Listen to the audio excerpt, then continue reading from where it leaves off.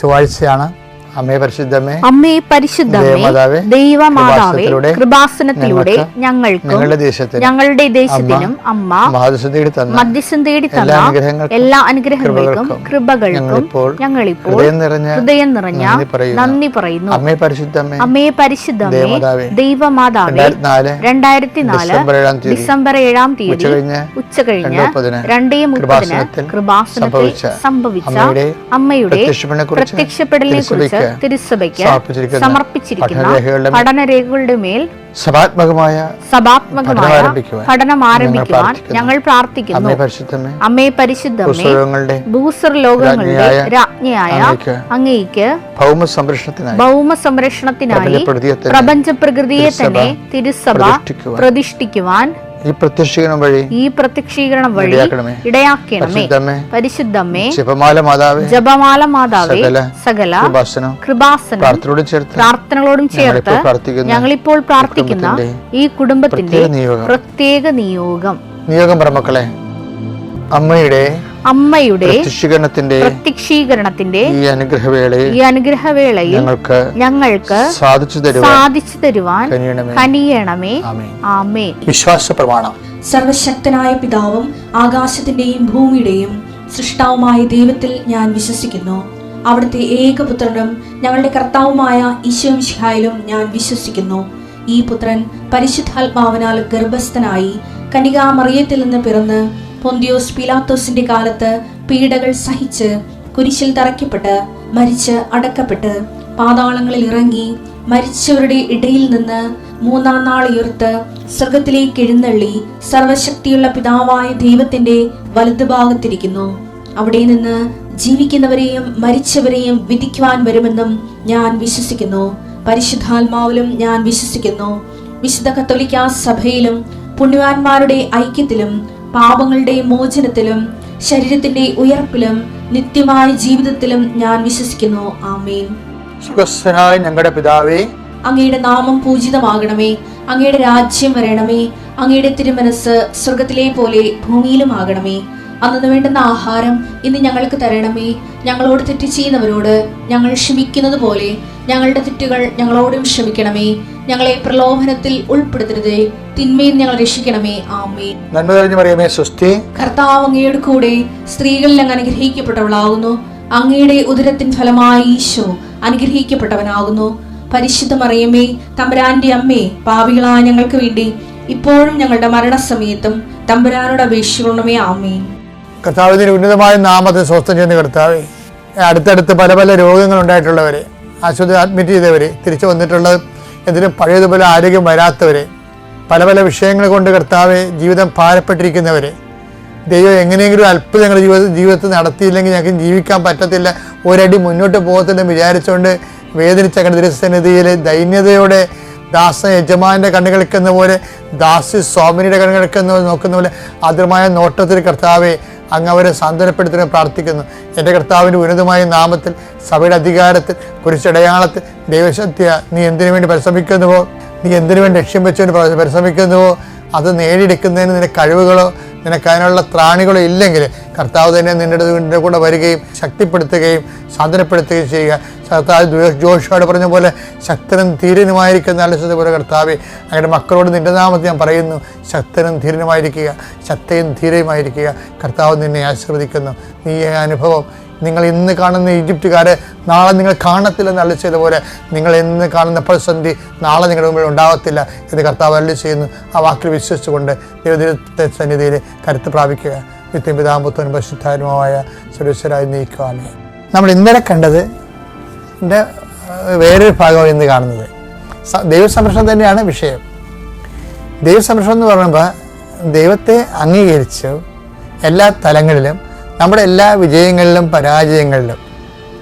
പരാജയങ്ങളിലും നമ്മൾ ദൈവത്തെ അംഗീകരിക്കണം. അല്ലാതെ വിജയം വരുമ്പോൾ മാത്രം, സന്തോഷം വരുമ്പോൾ മാത്രമല്ല, അല്ലാത്ത മേഖലകളിലും എനിക്ക് പലപ്പോഴും തോന്നിയിട്ടുള്ളത് നമുക്ക് നെഗറ്റീവ് ലൈഫിൽ സംഭവിക്കുന്ന സമയത്താണ് നമ്മൾ കുറച്ച് കൂടുതൽ സ്വസ്ഥം പറയേണ്ടത് തോന്നണം. കർത്താവ് നമുക്ക് അവശേഷിപ്പിച്ച് പോയ ഒരു സംഭവമാണ്. അതായത് യൂദാസ് ഒറ്റിക്കൊടുക്കാനായിട്ട് അന്ത്യത്താഴ മേശയിൽ നിന്ന് പുറത്തേക്ക് പോയി. ഇനി അടുത്ത ഘട്ടം ഒരു മണിക്കൂറിനുള്ളിൽ അവൻ ഒലിവ് തോട്ടത്തിൽ എത്തണ മുമ്പ് കുറേ കാര്യങ്ങൾ സംഭവിക്കും. അവൻ അറസ്റ്റ് ചെയ്യപ്പെട്ട് കഴിഞ്ഞാൽ പിന്നെ സംഭവിക്കണത് പത്രോസും, എനിക്ക് പത്രോസ് തള്ളിപ്പറഞ്ഞതിനേക്കാൾ എനിക്ക് എപ്പോഴും സങ്കടവും ദേഷ്യവും വരണത് മർക്കോസ് ഓടിക്കളഞ്ഞതാണ്. എനിക്ക് പത്രോസിനോട് എനിക്ക് പെട്ടെന്ന് കൂടാൻ പറ്റും, മനസ്സുകൊണ്ട് എനിക്ക് മർക്കോസിനോട് കൂടാൻ പറ്റത്തില്ല. അങ്ങനെ സുവിശേഷം എഴുതാൻ പാടില്ലായിരുന്നെന്ന് ചിന്തിക്കുന്ന ഒരാളാണ് ഞാൻ. കാര്യം അദ്ദേഹത്തിൻ്റെ അനുതാപത്തെക്കുറിച്ച് ഒരിക്കലും ബൈബിളിലില്ല. അദ്ദേഹം കുരിശിൻ്റെ ചുവട്ടിൽ നിന്ന് ഓടിക്കളഞ്ഞൊരു മനുഷ്യനാണ്. ആ കർത്താവിൻ്റെ ഗെത്സെമനിൽ നിന്ന് ഓടിക്കളഞ്ഞൊരു മനുഷ്യനാണ്. അങ്ങേരെ സുവിശേഷം എഴുതിയിട്ടുണ്ട്. എന്ന് വെച്ചാൽ ഇങ്ങനെയുള്ളവരെയും കർത്താവിൻ്റെ ഒരു ഉന്നതമായ മാനസികാവസ്ഥയാണ്. ഇങ്ങനെയുള്ളവരെയും കർത്താവ് ചേർത്ത് നിർത്തുമെന്ന് ഒരു കാലത്ത് തന്നെ ഇട്ടേച്ച് ഓടിക്കളഞ്ഞ ആളെ തന്നെയാണ് സുവിശേഷം എഴുതാൻ വേണ്ടി കർത്താവ് ചേർത്ത് നിർത്തുന്നത്. അത് കർത്താവിൻ്റെ ഒരു വല്ലാത്ത ഒരു ദൈവികമായ ഒരു മനസ്സാണ്. നിങ്ങൾ ദൈവത്തെ വളരാൻ ഉദ്ദേശിക്കുന്നുണ്ടെങ്കിൽ ക്രിസ്തുവിൽ വളരാനാണ് എപ്പോഴും ദൈവത്തെ വളരേണ്ട മാനദണ്ഡം എന്ന് പറയുന്നത്. ക്രിസ്തു വളരാൻ അപ്പം അവരെയും കൂടി ഉൾക്കൊണ്ടാണ് പോണത്. പക്ഷേ ഈ സമയത്ത് ഈശോ ഞെട്ടിപ്പിക്കുന്ന സംഭവം ചെയ്യും. ഇട്ടച്ച് ഓടിക്കളയേണ്ട ശിഷ്യനും ഒറ്റുകൊടുക്കാൻ പോകുന്ന ശിഷ്യനും ഇടയ്ക്ക് നിന്നുകൊണ്ട് ഈശോ ഒരു കാര്യം ചെയ്യും. എന്താണ്? അവൻ എഴുന്നേറ്റ് നിന്നൊരു വല്ലാത്തൊരു സ്വസ്ത്രഗീതം പാടും. എനിക്ക് എപ്പോഴും ആവേശം കൊടുക്കുന്ന സംഭവമാണത്. അത് വായിച്ചത് മത്തായി 26:30. സ്തോത്രഗീതം ആലപിച്ച ശേഷം അവർ ഒലിവ് മലയിലേക്ക് പോയി. അപ്പം നിങ്ങൾ പറയും അത് ബൈബിൾ പണ്ഡിതന്മാർ പറയും അത് കൾട്ടിക്കാണ്, അതിൻ്റെ ടൈം ടേബിൾ അതിൻ്റെ ഘടനാപ്രകാരമുള്ളതാണ്. പെസഹ കഴിയുമ്പോൾ സ്വസ്ത്രഗീതം വന്നു. പക്ഷേ നല്ല ടെൻഷൻ പിടിക്കണ ആ സമയത്ത് ആ സ്വസ്ത്രഗീതം പാടിയില്ലെങ്കിലും ചിലപ്പോൾ ആൾക്കാർ എന്നിട്ട് പോയെന്ന് വരും. അപ്പോൾ എത്ര ടെൻഷനാണെങ്കിലും ഇനി വരാൻ പോണ മണിക്കൂറുകളൊക്കെ എരുതിയിൽ നിന്ന് മറച്ചട്ടിലോട്ട് പോകുന്നതാണെങ്കിലും കർത്താവ് സ്വസ്ത്രഗീതം പാടും. ഒരിക്കലും നമുക്ക് ഒരു ക്രിസ്തുവിൻ്റെ മുമ്പിൽ ഒരു ജന്മം മുട്ടേ നിന്നാലും ക്രിസ്തുവിനെ പഠിക്കണമെങ്കിൽ പരപിതാവിൻ്റെ പ്രത്യേക പാസ്വേഡ് വേണ്ടി വരും. അത്രയും എളിമപ്പെടണം നമ്മൾ. കാര്യം എല്ലാത്തിനും പരിഹാരമുണ്ട് എന്ന് മനസ്സിലാകുന്നതുകൊണ്ടാണ് അവൻ അപ്പോഴും ഈ ആവഘട്ടത്തിലും സ്വസ്ത്രഗീതം പാടുന്നത്. സ്വസ്ത്രഗീതം പാടിയിട്ടാണ് അവർ പോകുന്നത്. അപ്പോൾ ഇതൊക്കെ ദൈവത്തെ മഹത്വപ്പെടുത്തുന്നതിനുള്ള ഒരു നമ്മുടെ ക്രിസ്തീയ ആധ്യാത്മികതയുടെ ഒരു അടയാളപ്പെടുത്തപ്പെട്ടിട്ടുള്ള ഒരു അടിസ്ഥാന തത്വമാണ്. അപ്പോൾ നമുക്ക് മുമ്പിൽ എന്തെങ്കിലും ഒരു സങ്കടകരമായ ഒരവസ്ഥ, ഒരാൾ നമ്മളെ ഒറ്റപ്പെടുത്തി അല്ലെങ്കിൽ നമ്മൾ പ്രതീക്ഷിച്ച പോലെ ഘടകവിരുദ്ധമായിട്ട് എന്തെങ്കിലും ജീവിതത്തിൽ സംഭവിച്ചു എന്ന് പറയുമ്പോൾ സുവിശേഷം പറയണത് അത് സ്വസ്ത്രഗീതത്തിനുള്ള സമയമാണെന്നാണ്. മനസ്സിലായ? അല്ല ആരെയും തെറി വിളിക്കാനുള്ള, അല്ലാതെ ഞങ്ങളെ വിളിച്ചും പൂക്കും അറിയാൻ വെച്ചിട്ടുണ്ട്. ദൈവത്തെ അറിയാൻ പാടില്ലാത്ത മനുഷ്യനെ എന്തെങ്കിലുമൊക്കെ വിളിച്ച് പറയാം. അതുകൊണ്ട് ഈ സംസർഗം എപ്പോഴും നമ്മുടെ പ്രശ്നമാണ്. ദൈവത്തെ അംഗീകരിക്കുകയും ആ ദൈവത്തിൻ്റെ വഴികളെക്കുറിച്ച് ബോധ്യമില്ലാത്ത ആൾക്കാരുടെ കൂടെ നമ്മൾ കൂടി സഞ്ചരിച്ചാൽ, ഞാൻ കഴിഞ്ഞ ആഴ്ചയിൽ പറഞ്ഞ പ്രസരണ നഷ്ടം ഉണ്ടാകും. ഇനി പ്രസരണ നഷ്ടം ഉണ്ടാകാതിരിക്കാൻ വേണ്ടി ഇപ്പം ചിലരൊക്കെ വന്ന് സംസാരിക്കുമ്പോൾ ഇപ്പം ഞാൻ ഒത്തിരി പല പ്രവർത്തനങ്ങളിലൊക്കെ പോയിരിക്കണം. കാരണം പലതരത്തിലുള്ള ആൾക്കാരൊക്കെ വരും. ഞാൻ മിക്കവാറും മിണ്ടത്തില്ല. എന്താ കാര്യം? അവർ പറയുന്നത് സുവിശേഷ വിഹിതമല്ലെന്നും അതുപോലെ തന്നെ ക്രിസ്തുവിൻ്റെ ചൈതന്യത്തിൻ്റെ ധാരയിലല്ലെന്നൊക്കെ നമുക്കറിയാം. അതുകൊണ്ട് നമ്മളെന്ത് ചെയ്യും? നമ്മളെ മൂളിക്കേട്ടുകൊണ്ട് അതിനെ സപ്പോർട്ട് ചെയ്യത്തില്ല, മിണ്ടത്തില്ല, അല്ലെ മാറി നിൽക്കാൻ പറ്റും. അപ്പോൾ അതെന്ന് വെച്ചാൽ നമ്മൾ ഈ വിഷയത്തിൽ നമ്മുടെ ചൈതന്യം കെട്ടുപോകാതിരിക്കാൻ വേണ്ടി നമ്മളെ പ്രത്യേകം ശ്രദ്ധിക്കുക. അത് ഈ ആധ്യാത്മികത എന്ന് പറയണത് നമ്മളെ ശ്രദ്ധിച്ചാലേ നിലനിൽക്കത്തുള്ളൂ. അതാണ് ഈ വേലി കെട്ടണം എന്നൊക്കെ പറയത്തില്ലേ. മുന്തിരിത്തോട്ടം നട്ടു വളർത്തി ചക്ക് സ്ഥാപിച്ചു, പക്ഷെ വെയിൽ കെട്ടി. ഒരു വേലി കെട്ടുന്നത് ആടെങ്കിലൊക്കെ ആക്രമണം ഉണ്ടാകാതിരിക്കാൻ വേണ്ടിയാണ് വേലി കെട്ടണത്. അപ്പം നമുക്ക് നമ്മളുടെ ചൈതന്യം നഷ്ടപ്പെടുത്തുന്നത് കാണുന്ന സ്ഥലത്ത് വെച്ചൊരു വേലി വേണ്ടതാണ്. നമുക്ക് ദൈവത്തെയും കാണാവുന്ന ഒരു വേലി അപ്പോൾ നമ്മൾ സംരക്ഷിക്കുന്നുവെന്ന് മനസ്സിലാക്കിയ ദൈവം നമ്മളെ ആത്മാർത്ഥയെ മനസ്സിലാക്കിക്കൊണ്ട് ദൈവം നമ്മളെ സഹായിക്കും. ഞാൻ പറഞ്ഞ് മനസ്സിലായില്ലേ? സ്വസ്ത്രഗീതം സഹനത്തിൻ്റെ സങ്കടത്തിൻ്റെ സമയത്ത് സ്വസ്ത്രഗീതം ആലപിക്കാൻ പഠിച്ചാൽ നീ ക്രിസ്ത്യാനിയായി. ഈ ആന്തരിക നേത്രങ്ങളെ പ്രകാശിപ്പിക്കണമെങ്കിൽ എന്താ ചെയ്യേണ്ടത്? അതായത് ആന്തരിക നേത്രത്തെ പ്രകാശിപ്പിക്കുന്ന ഒരു കാര്യം, നമ്മുടെ നിങ്ങൾക്ക് കാഴ്ച പ്രാപിക്കാൻ കണ്ണിൽ എഴുതാനുള്ള അഞ്ജനം എന്നോട് ശ്രദ്ധിക്കട്ടെ.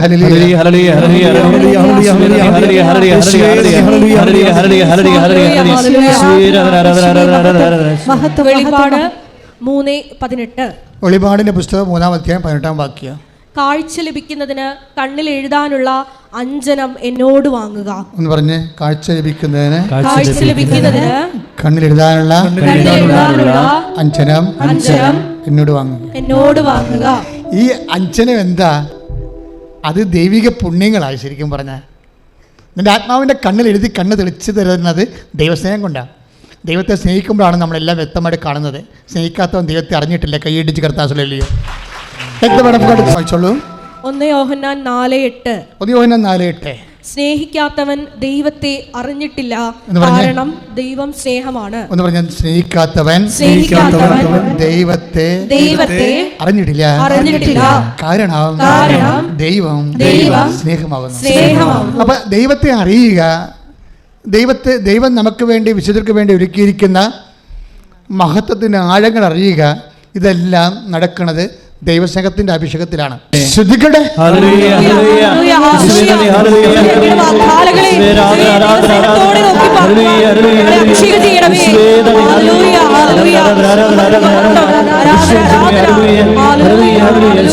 പരിശുദ്ധ പരമ ദിവ്യകാരുണ്യത്തിന് എൻ്റെ ദൈവ പൈതലെ, ഞാൻ നിങ്ങളോട് എളിമയോട് സംസാരിക്കുകയാണ്. നിങ്ങൾ ചെയ്യുന്ന ഓരോ പ്രവർത്തനങ്ങളും, മനസ്സിലായില്ലേ? എന്തെല്ലാം പ്രവർത്തനങ്ങൾ നമ്മൾ ചെയ്യുന്നുണ്ട്? ഭയങ്കരമായ വലിയ കാര്യങ്ങൾ നമ്മൾ ചെയ്യുന്നുണ്ട്. കർത്താവിനെ അറിയാത്തവരെ നമ്മൾ അറിയിക്കുന്നുണ്ട്, അല്ലേ? അറിഞ്ഞവരെ നമ്മൾ ആഴപ്പെടുത്തുന്നുണ്ട്. നിങ്ങൾ തന്നെ ഔദാസികമായ ജീവിതത്തിൽ പുരോഗമിക്കുന്നുണ്ട്. നിങ്ങൾ തന്നെ സൽപ്രവൃത്തികളിലും കൃപാവര പ്രവൃത്തികളിലും സാക്ഷികളായി മാറുന്നുണ്ട്. But when you do it in the name of Jesus, നിങ്ങളത് ചെയ്യുമ്പോൾ ഒരു സാങ്കേതികമായി ചെയ്യാതെ എണ്ണി ഒപ്പിച്ച് ചെയ്യുന്നതിന് പകരം, കർത്താവെ, ഞാനിതെല്ലാം ചെയ്യുന്നത് അങ്ങയോടുള്ള അദമ്യമായ സ്നേഹത്താലാണ്. എൻ്റെ ഹൃദയത്തെ അങ്ങ് സ്നേഹത്താൽ നിറക്കണമേ. പ്രാർത്ഥിക്കുക. കർത്താവേ, ഉടമ്പടി പ്രകാരം ഞാൻ ചെയ്യുന്ന ഓരോ സുവിശേഷ സാക്ഷ്യപ്രവർത്തനങ്ങളിലൂടെ എന്റെ ദൈവസ്നേഹ നിലവാരത്തെ അഭിഷേകം ചെയ്യണമേ, വർദ്ധിപ്പിക്കണമേ. ആകയാൽ ആ അഭിഷേകത്താൽ എന്റെ ആന്തരിക നേത്രങ്ങളെ പ്രകാശിച്ചുകൊണ്ട് അങ്ങ് എനിക്ക് വേണ്ടി ഒരുക്കിയിരിക്കുന്ന മഹത്വത്തെ ദർശിക്കുവാൻ എന്നെ വഴി നടത്തണമേ, അഭിഷേകം ചെയ്യണം. ശ്രദ്ധിക്കട്ടെ.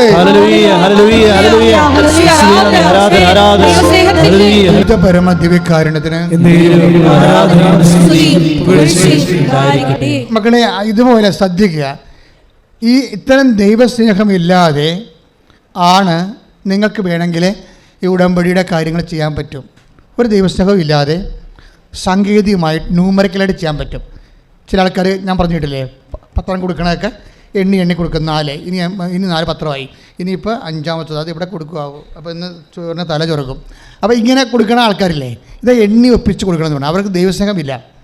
അവർ ഉടമ്പടി എടുത്തതിൻ്റെ പേരിൽ ആരൊക്കെ പറഞ്ഞിട്ട് എന്തൊക്കെ ചെയ്ത് കൂട്ടുകയാണ്. ആരൊക്കെ പറഞ്ഞിട്ട് എന്തൊക്കെ അവർക്ക് പേഴ്സണൽ കൺവിക്ഷൻ ഇല്ല, പൂർണ്ണ ബോധ്യമില്ലാത്തപ്പോൾ എന്താ സംഭവിക്കാൻ പോകണമെന്ന് ചോദിച്ചു കഴിഞ്ഞാൽ ഈ വക്രത ഉണ്ടാകും കൂടുതൽ. നിങ്ങൾക്ക് ബോധ്യമില്ലെങ്കിൽ പിന്നെ നിങ്ങൾക്ക് ഉണ്ടാകാൻ പോണത് വക്രതയാണ്. വക്രത എന്ന് പറയുന്നത് വളവ്. അതുപോലെ തന്നെ വക്രതയുണ്ടാകും. പിന്നെ എന്താണ് ഇതിൻ്റെ കൂടെ ഉണ്ടാകുന്നത്? അവിശ്വസ്തതയുണ്ടാകും. നിങ്ങൾക്ക് ദൈവസ്നേഹം ഇല്ലെങ്കിൽ ഒന്നും ഉണ്ടാവത്തില്ലെന്ന് നിങ്ങൾ ധരിക്കരുത്. നിങ്ങൾക്കുണ്ടാവും, വക്രതയുണ്ടാവും. എന്താ കാര്യത്തിൽ? ദൈവത്തെ എങ്ങനെ പറ്റിക്കാം, ദൈവത്തെ എങ്ങനെ സൂത്രപ്പണി കൊണ്ട് കണ്ണി പൊടിയിടാം, ചെയ്യാൻ പോണ ശുശ്രൂഷയെ എങ്ങനെ ലോകത്തിൽ ചെയ്യാൻ പറ്റും. അത് ഇപ്പോൾ തന്നെ ഞാൻ ഉദാഹരണത്തില്ല, ബന്ധുക്കളെ പോയി കാണുക. രോഗികളെ കാണാൻ പറഞ്ഞതിലേക്ക് നമ്മൾ ഏറ്റവും അടുത്തുള്ള ബന്ധുക്കളെ പോയി കണ്ടിട്ട് വെറുതെ ചുമ്മാ അവിടെ ഇരുന്ന് എന്തെങ്കിലുമൊക്കെ വർത്തമാനം പറഞ്ഞ് പിരിഞ്ഞു പോവുക. ബന്ധുക്കളാണ്, അതാണ് ശ്ലോകത്തിൽ കഴിക്കണമെന്ന് പറയുന്നത്. അപ്പോൾ രോഗികളെ കണ്ടെന്ന് പേരുമാകും, ദൈവത്തിൻ്റെ കണ്ണിൽ പൊടിയും വിട്ട്. ഇതിന് വക്രതയെന്ന് പറയും.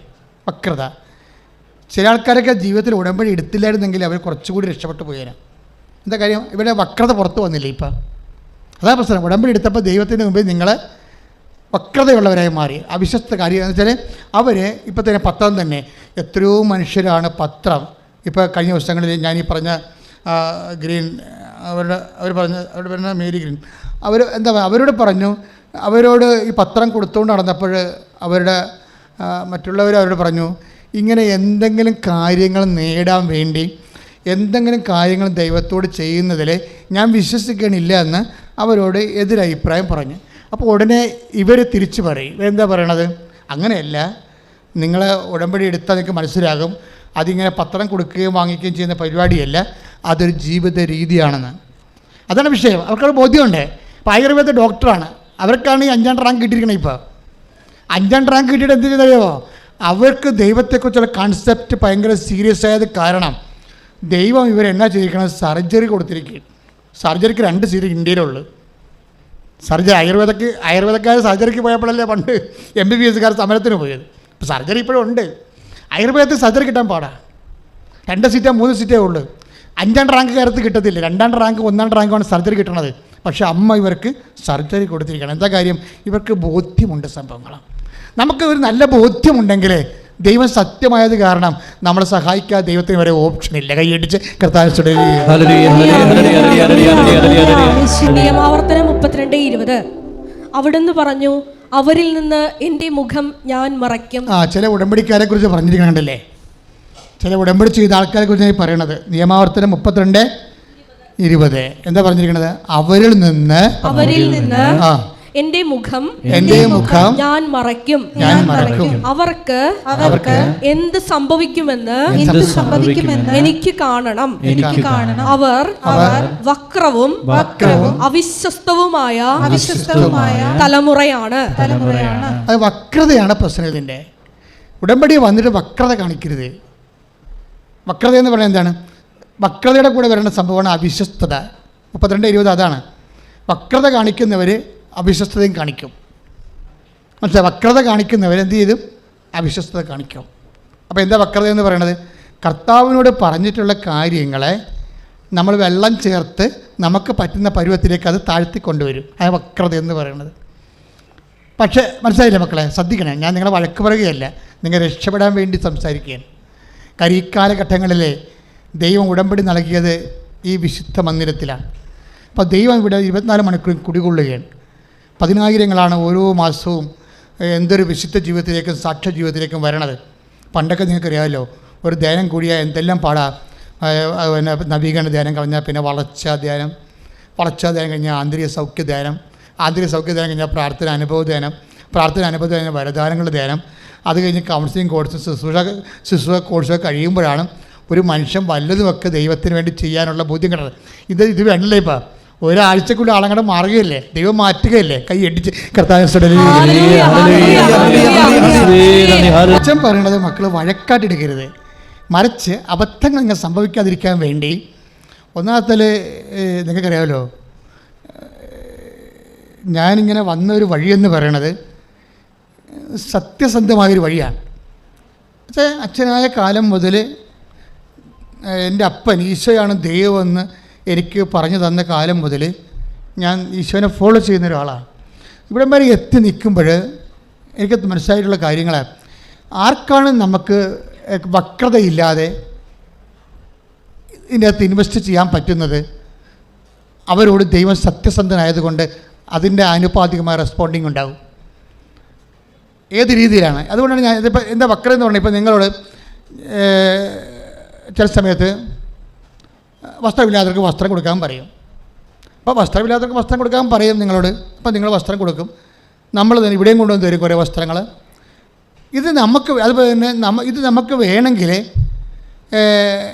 കയൻ്റെ ബലി പോലെ ചെയ്യാൻ പറ്റും. ചീഞ്ഞതും പൊട്ടിയതൊക്കെ കൊണ്ടുവന്ന് ആൾക്കാർക്ക് കൊടുക്കുക. ഞങ്ങളതൊക്കെ കത്തിച്ച് കളയുള്ളൂ. കാര്യം നമുക്കൊരു മാന്യതയില്ലേ. ഈ കൃപാസനമല്ലേ ഇതിനിത് നിങ്ങളെ കൊണ്ടുവന്ന് തന്നു പറഞ്ഞാൽ കൊടുക്കണതിന് എന്താണ് കൃപാസനമല്ലേ. അപ്പോൾ നമുക്ക് സ്റ്റാൻഡേർഡ് ഇല്ലാതെ നമ്മൾ കത്തിച്ച് കളയും. എന്താ അറിയാം, കർത്താവിന് വേണ്ടി ചെയ്യേണ്ട കാര്യമല്ലേ. അപ്പോൾ അത് കൊടുക്കുമ്പോൾ അത് ഭംഗിയായിരിക്കണം, വൃത്തിയായിരിക്കണം, ആൾക്കാർക്ക് ഉപയോഗിക്കാൻ പറ്റുന്ന രീതിയിലായിരിക്കണം. അപ്പോൾ എന്തെങ്കിലും പറയണമെന്ന് വെച്ചാൽ ഇപ്പോൾ നിങ്ങളുടെ കൂടെ 1 മൈൽ പോകാൻ ആഗ്രഹിക്കുന്നതിൻ്റെ കൂടെ ഈശോ എന്താ പറഞ്ഞത്? 2 മൈൽ പോകണം. അത് തന്നെയാണ് നമ്മൾ ശണ്ട കൂടി ഉടുപ്പ് കരസ്ഥമാക്കാൻ ഉദ്യമിക്കുന്നതിന് കൂടെ മേലേക്ക് കൂടി വിട്ടുകൊടുക്കണം. എന്ത് സംഭവിച്ചാൽ ദൈവത്തിരുസ്ഥനെ വ്യാപരിക്കുന്നതിനൊരു രീതികളുണ്ട്.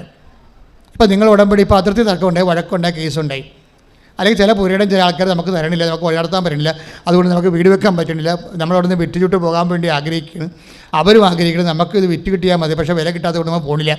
ഇങ്ങനെയൊക്കെയുള്ള സിറ്റുവേഷൻ വെച്ചൊന്ന് ചാടുമ്പോൾ ഇപ്പോൾ തന്നെ നിങ്ങളെ ഓടുന്ന വണ്ടിയുടെ അകത്ത് കിടന്ന് ഓടിയിട്ട് വണ്ടിക്ക് മുമ്പ് എത്താൻ നോക്കരുത്. മറിച്ച് പതുക്കെ പതുക്കെ പ്രാർത്ഥിച്ച് നിൽക്കണം. കാരണം നിങ്ങളെടുത്തിരിക്കുന്ന വിഷയം നിങ്ങളുടെ വസ്തുവിൻ്റെ വിഷയമല്ല, അത് വ്യക്തിയുടെ വിഷയമാണ്. വസ്തുവിൻ്റെ വിഷയമായിരുന്നെങ്കിൽ അപ്പം തന്നെ ആ സംഭവം വിറ്റ് മാറിയണം. മറിച്ച് ഈ വിഷയത്തിലൂടെ വ്യക്തിയായ നിങ്ങളെ ദൈവം വചനം സ്വീകരിക്കുന്ന രീതിയിലേക്കും വചനത്തിന് സാക്ഷ്യം വഹിക്കാൻ പറ്റുന്ന പരുവത്തിലേക്കും കർത്താവ് നിങ്ങളെ കൊണ്ടുപോകാൻ ആഗ്രഹിക്കുന്നു. കൈയിടിച്ച് കർത്താവ്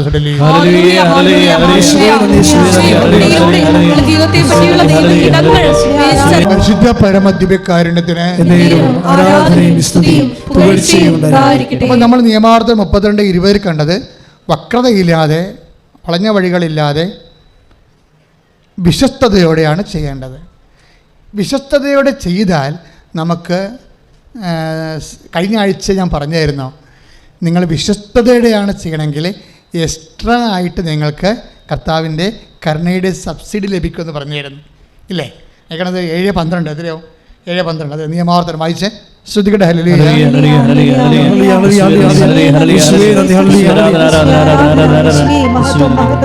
നിയമാവർത്തനം 7:12.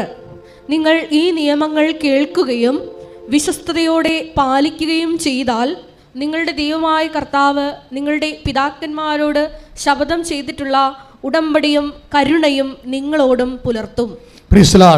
അപ്പോൾ ഉടമ്പടിയിൽ പറഞ്ഞിരിക്കുന്ന കാര്യങ്ങൾ മാത്രമല്ല, വേറൊരു സംഭവം കൂടി പറയുന്നുണ്ട് അവിടെ. എന്താണത്? കരുണ. അതാണ് സബ്സിഡി എന്ന് പറയുന്നത്. അതിൻ്റെ ഇല്ലാത്തതാണ്.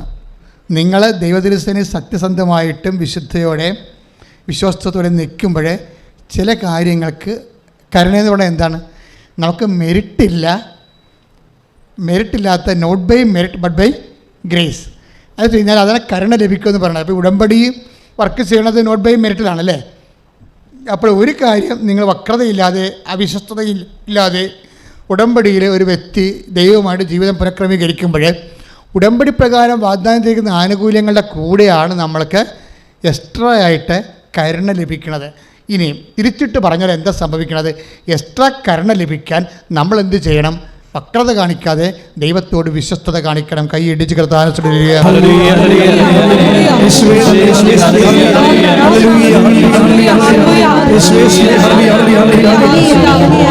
പരമദിവ്യകാരുണ്യത്തിന്. എൻ്റെ മക്കളെ, നമ്മളെ കേട്ടുകൊണ്ടിരിക്കുന്ന വചനം എന്താണ്? വക്രതയോ അവിശ്വസ്തയോ കാണിച്ചാൽ ഇത് പറ്റും, ഞാൻ എൻ്റെ മുഖം മറക്കുച്ച് കളയും. അതല്ലേ നിയമാവർത്തനം 32:20 എന്താ പറയണത്? ഉടമ്പടിയിൽ നിങ്ങളെ വക്രതയോ, കഴിഞ്ഞ ദിവസങ്ങളിലെ ഒരു അച്ഛൻ്റെ വൈഫ് ഇവിടെ ഉടമ്പടി എടുത്തായിരുന്നു. കഴിഞ്ഞ ആഴ്ച ഞാൻ പറഞ്ഞത്. അപ്പോൾ അവർ പറയണത് കേട്ടിട്ട് വേറെ ആൾക്കാരോ നിന്നോട് പറഞ്ഞാണ്.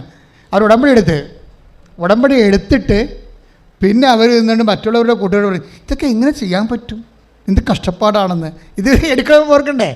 ദാറ്റ് മീൻസ് അവർ വക്രത കാണിക്കാൻ തീരുമാനിച്ചെന്ന് അർത്ഥം. നിങ്ങളിത് ദൈവദർശനം ചെയ്യുമ്പോൾ തന്നെ ചില ആൾക്കാരെ ദൈവത്തെ പറ്റിക്കാൻ തീരുമാനിച്ചെന്ന് അർത്ഥം. അങ്ങനെ വന്നാൽ എന്താ സംഭവിക്കണത്? 32:20 വായിച്ചേ. അവിടുന്ന് പറഞ്ഞു, അവരിൽ നിന്ന് എൻ്റെ മുഖം ഞാൻ മറയ്ക്കും. നിങ്ങൾ വക്രത കാണിച്ചാൽ എന്ത് സംഭവിക്കും? 32:20 അവരിൽ നിന്ന് എൻ്റെ മുഖം ഞാൻ മറയ്ക്കും. അതാണ് പ്രശ്നം. കർത്താവിൻ്റെ മുഖം മറന്നു കഴിഞ്ഞാൽ അതിന് അർത്ഥമെല്ലാം മനസ്സിലായ. കർത്താവിൻ്റെ മുഖം എന്ന് പറയുന്നത് ഒരു വ്യക്തിയുടെ സുരക്ഷിതത്വം എന്താ? ഇപ്പോൾ ഒരു കുഞ്ഞ് ഓടി നടന്ന് കളിക്കുകയാണ്, അമ്മ അവിടെ ഇരിപ്പുണ്ട്. അപ്പോഴേ അമ്മയുടെ കൺവട്ടത്താണ് കുഞ്ഞ് ഓടി നടന്ന് കളിക്കുന്നത്, അല്ലേ? അതാണ് കുഞ്ഞിൻ്റെ സുരക്ഷിതത്വം. ഇൻ കേസ് എവിടെയെങ്കിലും കരുതിട്ട് വീണാലും അമ്മ ഓടിച്ച് നിൽക്കും. ദൈവത്തിൻ്റെ മുമ്പിൽ നിൽക്കുക എന്ന് വെച്ച് കഴിഞ്ഞാൽ സുരക്ഷിത മേഖലയിലായിരിക്കുക എന്നതിൻ്റെ അർത്ഥമല്ല. കണ്ണും മൂക്കും പറ്റി ദൈവം നിങ്ങളുടെ മുമ്പിൽ ഇരിക്കണമല്ല. ദൈവത്തിൻ്റെ മുമ്പിൽ നിൽക്കുക. ഒരു വ്യക്തി ഉടമ്പടി വ്യക്തിയായിട്ട് ചെയ്യുന്നോ വിശ്വസ്തയോട് ചെയ്യുന്നതെന്ന് വെച്ച് കഴിഞ്ഞാൽ അവൻ ദൈവത്തിന് മുമ്പിലാണ് എന്ന് വെച്ചാൽ അവനും അവളും സംരക്ഷണ വലയത്തിലാണ്. കൈയിടിച്ച് കർത്താവിനെ ചൊല്ലി.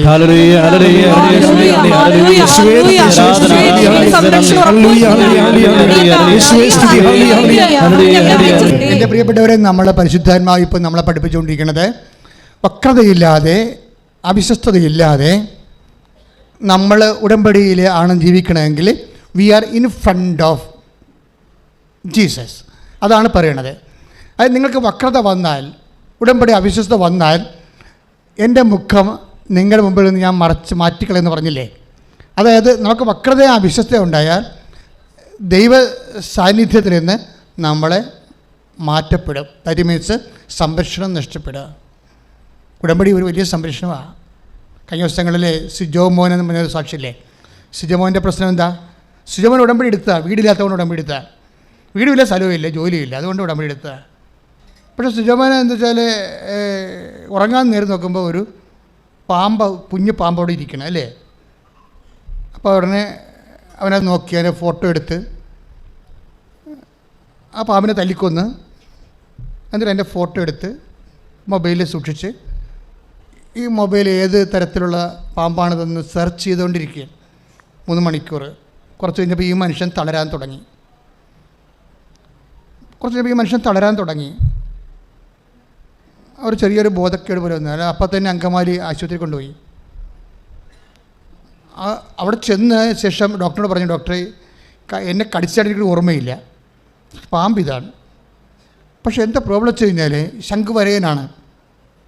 അത് കടിച്ചെന്ന് 5 മണിക്കൂർ കഴിഞ്ഞ് മാത്രമേ നമുക്കറിയാൻ പറ്റത്തുള്ളൂ. ഇടയ്ക്കൊന്നും അറിയാൻ പറ്റത്തില്ല. പക്ഷെ അറിഞ്ഞു വരുമ്പോൾ നമ്മൾ വെൻറ്റിലേറ്ററായി പോകും. അപ്പോൾ ആ ഒരു അവസ്ഥ ഈ മനുഷ്യൻ്റെ. അപ്പം അങ്ങനെ വന്ന് ഈ മനുഷ്യൻ്റെ അത് പറയുന്നുണ്ട്, അദ്ദേഹം എല്ലാം ഇവിടെ നിന്ന് വിവരിച്ചിരുന്നു. അതായത് 5-ാമത്തെ മണിക്കൂറിൽ ഇയാളുടെ പാദം തളരും. അപ്പോൾ പിന്നെ മുട്ട് വരെ തളരും. മരിച്ചു കൊണ്ടിരിക്കുകയാണ്. വെൻറ്റിലേറ്ററിലാണ് ആൾ. അപ്പോൾ ഡോക്ടറിനുള്ളിൽ പറയുന്നുണ്ട്, അകലെയുള്ളവരെയൊക്കെ അറിയിച്ചോ, ഇനി നമുക്ക് ഇനി കിട്ടത്തില്ലെന്ന് പറയുന്നുണ്ട്. എല്ലാം അദ്ദേഹം പറയുന്നുണ്ട് എൻ്റെ അടുത്ത്. പിന്നെ ഇയാളുടെ അരക്കെട്ട് തളരും, പിന്നെ നെഞ്ച് തളരും, മരവിച്ച് പോവും. അവസാനം അദ്ദേഹം പറയുന്നത് കണ്ണ് മാത്രം ചിമ്മി കണ്ണും അടഞ്ഞു പോണ സമയത്ത് ആരോ ഓടിക്കൊണ്ടുവന്ന് ഉടമ്പടിക്ക് ആശ്രയം വീട്ടിൽ നിന്ന് കാറിൽ പാഞ്ഞ് എടുത്ത്, അപ്പോഴാണ് ഓർമ്മ വന്നത്, ഇവിടെ പാഞ്ഞ് കൊണ്ടുവന്ന് ഈ മനുഷ്യൻ്റെ വെൻറ്റിലേറ്ററിൽ കൊണ്ടുവന്നിട്ട് സിസ്റ്ററെ എത്രയും വേഗം വെക്കാൻ പറഞ്ഞ് കൊണ്ടുപോയി. സിസ്റ്റർ ഈ വെൻറ്റിലേറ്ററിൽ കയറി ഈ ഉടമ്പടിക്ക് ആശ്രയം അയാളുടെ മുതുകത്ത് വെച്ചോടുകൂടി പിന്നെ പെട്ടെന്നാണ് മരുന്ന് പിടിക്കാൻ തുടങ്ങിയത്. പിന്നെ ഇവിടെ ഈ മനുഷ്യന് ജീവൻ വെക്കുകയും ആ മരുന്ന് ബോഡി അതിന് അക്സെപ്റ്റ് ചെയ്യുകയും പെട്ടെന്ന് ഈ മനുഷ്യൻ ജീവനിലേക്ക് തിരിച്ചു വരികയും ചെയ്യണം. Praise the Lord. എന്താ പ്രശ്നം വെച്ച് കഴിഞ്ഞാൽ നിങ്ങൾ നോക്കിയേ, അതായത് ഈ മനുഷ്യൻ ഡെഡാണ്, മരിച്ചതുമാണ്, മരവിച്ചതുമാണ്. പക്ഷെ മാതാവ് നിങ്ങൾക്ക് ഞങ്ങളെ ഒരു നേർച്ച പുസ്തകമൊക്കെ തരുമ്പോഴേ നിങ്ങളോട് പറയുമ്പോൾ ചിലർക്കത് മനസ്സിലാവത്തില്ല. നിങ്ങൾ ഈ പള്ളികളിലൊക്കെ വെച്ച് പൈസ ഒക്കെ വെഞ്ചിരിക്കണ പോലുള്ള എന്തോ വെഞ്ചിരിപ്പാണെന്ന്. അങ്ങനെയല്ലേ ഈ സംഭവം. എന്തുകൊണ്ടാണ് നിങ്ങളത് കൈമാറ്റം ചെയ്യാൻ പാടില്ലെന്ന് പറയണത്? എന്തുകൊണ്ടാണ്? കൈമാറ്റം ആ വസ്തുവിലല്ല വിഷയം ഇരിക്കണത്, അതാരാണ് കൈകാര്യം ചെയ്യുന്നത് ആ വ്യക്തിയിലാണ് വിഷയം ഇരിക്കുന്നത്. യേശു കർത്താവാണെന്ന് അത്തരം കൊണ്ട് ഏറ്റു പറയുകയും ദൈവം അവനെ മരിച്ചതെന്ന് ഏൽപ്പിച്ചെന്ന് ഹൃദയത്തിൽ വിശ്വസിക്കുകയും ചെയ്യുന്നവരാണ്. അതിലൂടെയാണ് ഈ പവർ ആക്ടിവേറ്റ് ആകുന്നത്. അതുകൊണ്ട് തന്നെയാണ് നിങ്ങളിങ്ങനെ ഒരു വ്യക്തിക്ക് ഇത് കൈമാറ്റം ചെയ്ത് കഴിഞ്ഞാൽ നിങ്ങളുടെ മകളായിരിക്കാം ചിലപ്പോൾ, അവൾ ചിലപ്പോൾ 2-3 പ്രേമബന്ധവും നാട്ടുകാരെ പറ്റിച്ചതും തേച്ചതുമായിട്ട് പാർട്ടിയായിരിക്കും. നിങ്ങളത് വർക്ക് ചെയ്തിട്ടില്ല, അവൾക്ക് കുമ്പസാരില്ലാത്ത പാർട്ടിയായിരിക്കും. നിങ്ങൾ കാനഡയിലെ മണ്ണാങ്കടക്ക് പോകണമെന്ന് പറഞ്ഞാൽ നിങ്ങൾ നെടുമ്പാശ്ശേരി മകളെ കെട്ടിപ്പിടിച്ചിട്ട് കരഞ്ഞിട്ട് കാശ് കൊടുത്തിട്ട് കാര്യമില്ല. അവളോട് മര്യാദക്ക് ദൈവത്തെ മറന്ന് ജീവിക്കാതിരിക്കാൻ പറയണം. നിങ്ങൾ ആ ബാധ്യത നിങ്ങൾക്കുണ്ടേ. നിങ്ങൾ പറയുമോ? നിങ്ങൾ പറയത്തില്ല. ഇത് എങ്ങനെ അവളെ വിഷമിപ്പിച്ച് വിട്ടാൽ എന്ത് ചെയ്യും അവൾ? അവൾ നമ്മുടെ കൈയും കാലും വിട്ട് കണ്ണെത്താത്ത ദൂരത്ത് പോയിക്കല്ലേ. അവളെ വിഷമിപ്പിച്ച് വിട്ടാൽ എന്ത് ചെയ്യും? നിങ്ങൾ മനുഷ്യരെക്കാൾ ദൈവത്തെക്കാൾ ഉപരി മക്കളുടെ സമാധാനമാണ് നിങ്ങൾ ഉദ്ദേശിക്കുന്നുണ്ടെങ്കിൽ നിങ്ങൾക്ക് മക്കളെ നഷ്ടപ്പെടും, ദൈവത്തെ നഷ്ടപ്പെടും. അപ്പോൾ അമ്മ എന്ന രീതിയിൽ നിങ്ങൾക്കറിയാമല്ലോ, ഇപ്പം ഞാൻ അച്ഛനാണ്, അപ്പോൾ ഞാൻ അച്ഛനും തന്നെയാണ് പറയണത്, അല്ല വേറെ ഒരാളത്തിൽ ഞാൻ അച്ഛൻ പറയാം എന്നാ പറയണത്. എന്താ കാര്യം? എനിക്ക് ബോധമുണ്ട് ഞാൻ അച്ഛനാണെന്നുള്ളതിനെക്കുറിച്ച് ബോധമുണ്ട്. അതൊരു വരപ്രസാദമാണ്, അതൊരു അധികാരമാണ്. അതെൻ്റെ കർത്താവ് എനിക്ക് പട്ടത്തിലൂടെ തന്നതാണ്. ഞാനൊരു മനുഷ്യനോട് കർത്താവിൻ്റെ നാമത്തിൽ നീ പോ, നിനക്ക് ആശ്വാസം ഉണ്ടാവും, നീ തിരിച്ചു വരും, നീ സാക്ഷ്യം പറയുമെന്ന് വെച്ചാൽ ഞാൻ ഒന്നും കണ്ടിട്ടല്ല പറയണത്, ഞാൻ എൻ്റെ കർത്താവിനെ കണ്ടിട്ടാണ് പറയണത്. അപ്പം ഞാൻ നിങ്ങൾ പോയി കഴിഞ്ഞ ശേഷം ഞാൻ പറയും, ഒന്നും കണ്ടിട്ടില്ല, നിന്നെ മാത്രമേ കണ്ടിട്ടുള്ളൂ, അവൻ തിരിച്ചു വരണം. നീ ഒരു അമ്മയാകുമ്പോൾ, നീ ഒരു അപ്പനാകുമ്പോൾ ദൈവം നിനക്ക് അതിൻ്റെതായിട്ടുള്ള കറസ്പോണ്ടിങ് ഗ്രേസ് തരും. അത് നിൻ്റെ മക്കൾക്ക് അവർ അഴിവിട്ട് പോകാതിരിക്കാൻ വേണ്ടി ഉപ്പ് പോലെ പ്രവർത്തിക്കാൻ വേണ്ടി ദൈവത്തിൻ്റെ കൃപയാണ്. നീ ആ ഒരു ബോധമുണ്ടാകണം. പണ്ട് ഞാനൊരു സാക്ഷ്യം ഇവിടെ കേട്ടിട്ടുണ്ട്. അവർ സാക്ഷ്യം പറഞ്ഞ ഇതാണ്, അവരുടെ മകള് വേറെ ഒരുത്തനെ പ്രണയിച്ചു. അപ്പോൾ ഉടനെ ഈ അമ്മ അത് അറിഞ്ഞ ശേഷം അവൻ്റെ ഫോൺ നമ്പർ വിളിച്ചിട്ട് പറഞ്ഞു, എടാ എൻ്റെ മകളെ കർത്താവിൻ്റെ അടുത്തറി ജ്ഞാനസ്ഥാനം സ്വീകരിച്ച ആളാണ്, നീ അത് സ്വീകരിച്ചിട്ടില്ല, അതുകൊണ്ട് തന്നെ എൻ്റെ മകളെ ദൈവം നിനക്ക് തരത്തില്ല, നീ നിൻ്റെ കാര്യം നോക്കിക്കൊള്ളാൻ പറഞ്ഞു. അതെന്താ കാര്യം? അധികാരമാണ്. പക്ഷേ ഇവർ വലിയ ചക്രം പീരമാണെന്ന് പറഞ്ഞൊരു കാര്യമില്ല. കർത്താവ് ഇടപെട്ട് ഒറ്റാഴ്ച കൊണ്ട് സായം പൊളിച്ച് തയ്ക്കോട്ടെ. അത് അധികാരമെന്ന് പറയും. അമ്മമാർക്ക് അധികാരമുണ്ട്, അപ്പന്മാർക്ക് അധികാരമുണ്ട്. ദൈവം നിങ്ങളെ അമ്മയാക്കിയപ്പോഴേ, ദൈവം നിങ്ങളെ ഭാര്യയാക്കിയപ്പോഴേ, ദൈവം നിങ്ങളെ ഭർത്താവാക്കിയപ്പോഴേ ദൈവം നിങ്ങൾക്ക് നൽകുക അധികാരം. നിങ്ങൾ ദൈവത്തിന് വേണ്ടി വിനിയോഗിക്കാൻ തയ്യാറായാൽ ദൈവം ആരാണെന്ന് നിങ്ങൾ മാത്രമല്ല നിങ്ങളുടെ കുടുംബം അറിയും. കൈയിടിച്ച് കർത്താവിലല്ലേ. പരിശുദ്ധ പരമദിവ്യകാരുണ്യത്തിന് ഇപ്പോൾ പരിശുദ്ധാത്മാവ് നമുക്ക് നൽകിക്കൊണ്ടിരിക്കുന്ന നോട്ട് എന്താ? അതായത് നമ്മൾ വക്രതയില്ലാതെ വിശ്വസ്തയോടുകൂടി കർത്താവിൻ്റെ ഉടമ്പടി ജീവിച്ചാൽ നമ്മൾ ദൈവത്തിൻ്റെ സംരക്ഷണത്തിൻ്റെ കൺമുമ്പിലാകുമെന്നാണ് പറഞ്ഞത്, ഇല്ലേ? എന്താ അതൊരു പ്രധാനപ്പെട്ട വിഷയമാണ്. കാര്യം ചില സമയത്ത് നമുക്ക് ഒരു പാപാകരമായ അവസ്ഥകൾ ചെറുക്കെങ്കിലും ജീവിതത്തിലുണ്ടാകും. പക്ഷേ അപ്പോഴും പരിശുദ്ധാത്മാവ് മിനിമം ഹോളി സ്പിരിറ്റ് നമ്മളിൽ നിന്ന് പൂർണ്ണമായിട്ടും വിട്ടു പോകത്തില്ല. എൻ്റെ മക്കളത് മനസ്സിലാക്കണം. നിങ്ങൾ ചിലപ്പോൾ അങ്ങ് ചിന്തിച്ച് കാണാം, ഞാനിങ്ങനെ പാപിയായിപ്പോയി, അതുകൊണ്ട് പരിശുദ്ധാത്മാവ് മിക്കവാറും പോയി കാണുമെന്ന്. അങ്ങനെയില്ല. ദാവീദ് പാപിയായ സമയത്തും ദാവീദ് പ്രാർത്ഥിച്ചത് എന്താണ്? അങ്ങയുടെ തിരുസന്നിധിയിൽ നിന്ന് എന്നെ തള്ളിക്കളയരുതേ, അങ്ങയുടെ പരിപാവനെ ഇതിൽ നിന്ന് എടുത്തു മാറ്റരുതേ. അതായത് പാപകരമായൊരു സാഹചര്യത്തിലാണെങ്കിലും നീ ദൈവഭയമുള്ള വ്യക്തിയാണെങ്കിൽ ദൈവം തൻ്റെ പരിശുദ്ധാത്മാവിനെ നിന്നെ നിർത്തിക്കൊണ്ട് നിന്നെ പതുക്കെ പതുക്കെ വീണ്ടെടുക്കും. കൈയിടിച്ച് കർത്താവിലല്ലേ.